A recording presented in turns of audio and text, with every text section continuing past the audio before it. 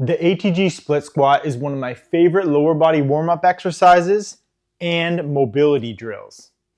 It's quite similar to a standard front lunge, except the point of the exercise is to go through a full range of motion, trying to get your butt to your heel and trying to keep that back leg off the ground. This is a standard strict form ATG Split Squat, where our butt gets all the way to our heel and our foot remains flat on the ground.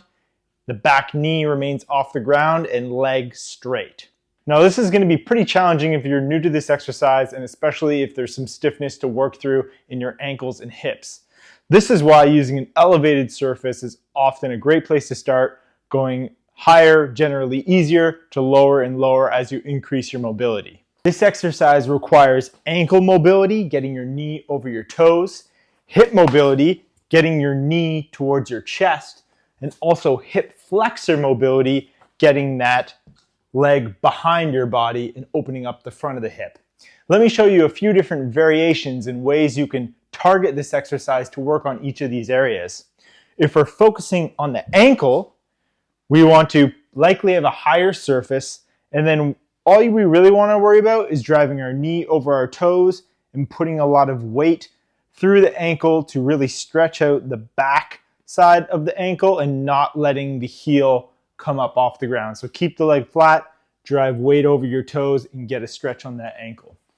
If we want to work on the hip to chest mobility part, we can go here, we can let more bend in our back leg, and then really just focus on trying to get our butt straight down, bring our knee towards our chest, and really sit in this position. We're less concerned about having our knee over our toes and more our knee towards our chest. Lastly, if we want to focus on the hip flexor stretch, again, less focus on the ankle and the knee on the front, more focus on just trying to really straighten the leg, engage our glutes, and really stretch the leg back. In this position too, do your best to not overarch your low back, keep the core a little bit tensed, relatively neutral through here, and then engage the back leg glute to stretch the front of the hip. So those are three variations that will target the ankle, knee to chest, and then hip flexor stretch.